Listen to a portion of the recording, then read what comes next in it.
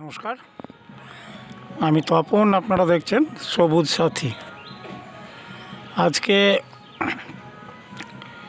বিগত 2 মাস পর আমার ছাদে উঠে আমি আমার যে ড্রাগন গাছগুলোর কিছু একটা পরিচর্যা করব।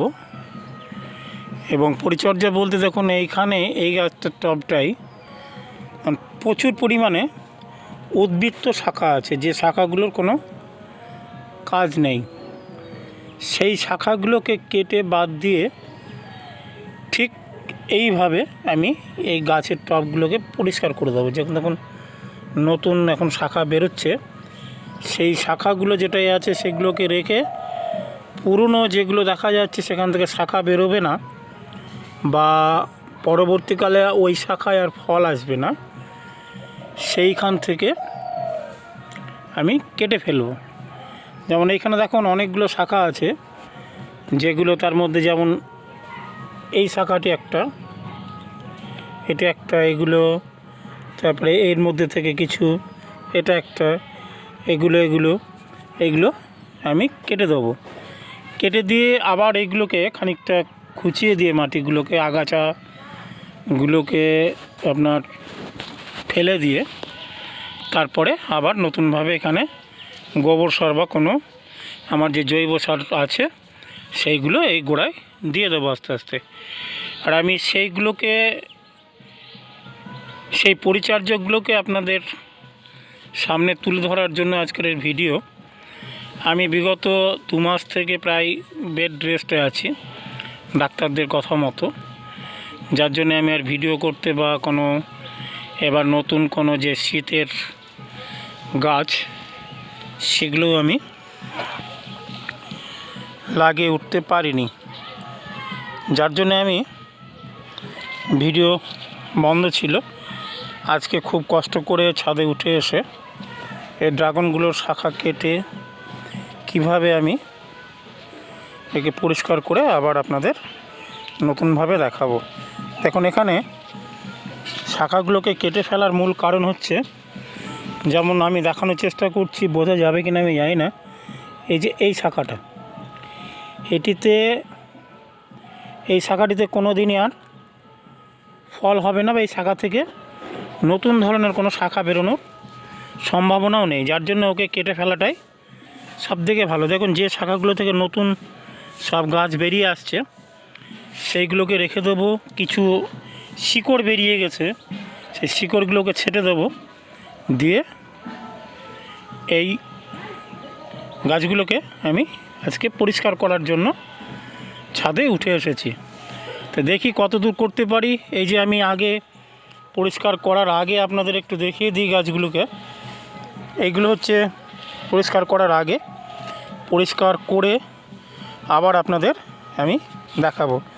যেমন দেখুন এই গাছটা, এই শাখাগুলোই আমি যতটুকু বুঝেছি বা জেনেছি, এই যে এই শাখাটি দেখা যাচ্ছে, এটা যে লম্বা হয়ে আছে, দেখুন এইগুলো থেকে ফুল এসেছিল।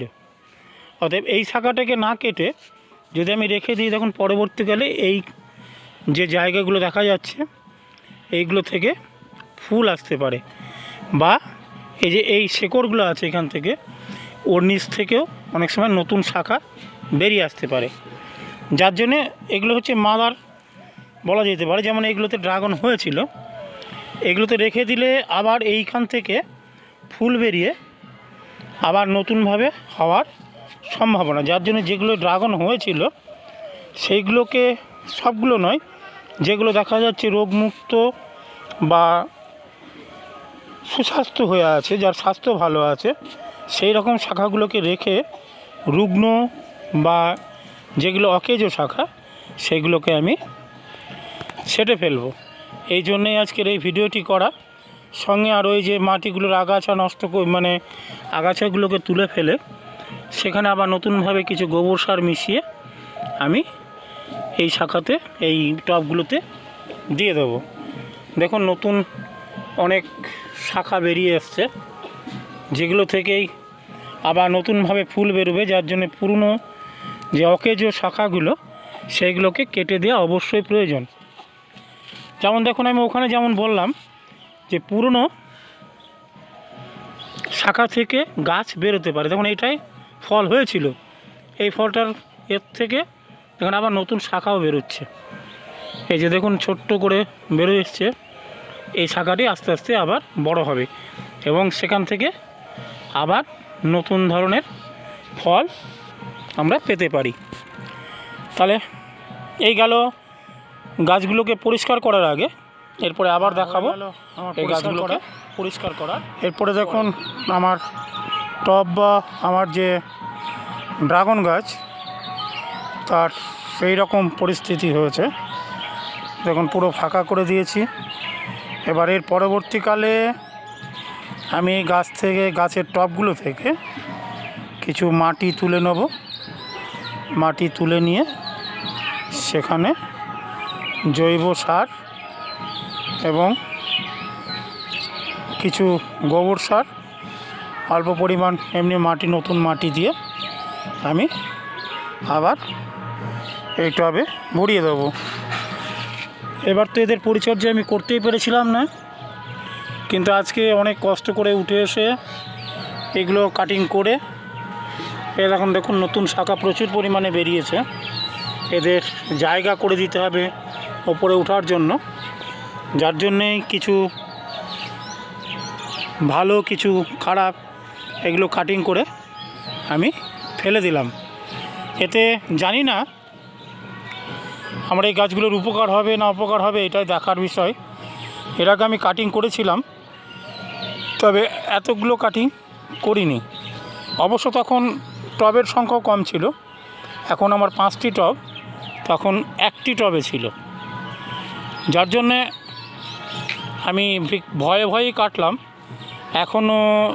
এখন এই কাটার এগুলো সময় কিনা তাও আমার সঠিকভাবে জানা নয়, তবে এখন শীত মরশুম, যার জন্যে আমি সাহস করে কেটে ফেললাম। অবশ্য যেগুলো কাটিং বেশি বড় ধরনের হয়েছে তাতে অল্প পরিমাণ কিছু ফাঙ্গিসাইড লাগিয়ে দেবো। দেখুন এতগুলো কেটে আমি বাদ দিয়ে ফেললাম, এইগুলোকে কেটে বাদ দিয়ে ফেললাম। যদি কেউ ড্রাগন গাছ লাগাবো বলে আপনারা পেতে চান বা নিতে চান, তবে আমার এই ভিডিও দেখার কয়েকদিনের মধ্যেই এসে এইগুলো লাগালে পারে আবার নতুন রূপ গাছ হবে। কিন্তু আমি এইভাবে এই রকম টুকরো বা নিয়ে এসেই আমি দেখুন আজ এতগুলো গাছ এবং আমাকে এই ড্রাগন ফল প্রতি বছরই আমি পেয়ে থাকছি, যার জন্যই আমি সাহস করে কাটিংগুলো করলাম। দেখুন নতুন যে শাখাগুলো বেরিয়েছে বা ডগাগুলো বেরিয়েছে, আস্তে আস্তে যারা বড় হচ্ছে, খুব সুন্দর লাগছে দেখতে। এই গাছটা একদম পুরো ফাঁকা করে দিলাম, মানে এই গাছটিতে অনেকগুলো অকেজো শাখা ছিল, যেগুলো এই গাছটায় আমি ফল সেইরূপভাবে পাইনি, যার জন্য এই গাছটিকে নতুনভাবে তৈরি করার জন্য দেখুন অনেক রকম শাখা, অনেকগুলো শাখা বেরোচ্ছে এই শাখাগুলো থেকে, যার জন্য আমি পুরনো শাখা, কিছু ভালো শাখাও কেটে দিলাম। মানে সব প্রতিটা টবের প্রতিটা গাছেই একটা দুটো করে শাখা বের হচ্ছে। শুধু মধ্যে যে টবটা আছে ওইটি প্রচণ্ড গ্যাদারিং হয়ে আছে, মানে বেশি গাছ হয়ে আছে, তার জন্য ওই গাছটি থেকে সেরকম শাখা বের হয়নি। তবে ওকেও খানিকটা হালকা করে দিলাম, দিয়ে আপাতত এই পর্যন্তই আজকে। তার সঙ্গে এই ভিডিওটাও আমি আর দীর্ঘায়িত করতে চাইছি না। আপনাদেরকে সামনে আমি আসতে পারবো এইরকম চিন্তাধারা আমি ছেড়ে দিয়েছিলাম, আমার যা শারীরিক পরিস্থিতি হয়েছিল। তবে হয়তো এই গাছগুলোর ভালোবাসায় বা টানে আমি আবার নতুনভাবে এই কাজ করব, এই আশা নিয়ে এই গাছগুলোর কাছে এলাম। তাদের ভালোবাসা পাওয়ার এবং ভালোবাসা দেওয়ার জন্য আমি আবার উৎফুল্ল হয়ে পড়েছি। দেখি কতদিন আবার সুস্থ থাকতে পারি। যতদিন আমি সুস্থ থাকব ততদিন আমি এদের পরিচর্যা করে যাব। আমার গাছ, ছাদের গাছগুলো প্রায় নেই বললেই চলে। এবার কোনো শীতপ্রধান গাছ আমি লাগাতে পারিনি, তবে এই শীতের মধ্যেই কয়েকটি গাছ লাগাবো। আমার শীতপ্রধান গাছের থেকে দীর্ঘস্থায়ী গাছ আমার পছন্দ। আর দীর্ঘায়িত করলাম না, আবার দেখা হবে নতুন ভিডিওতে।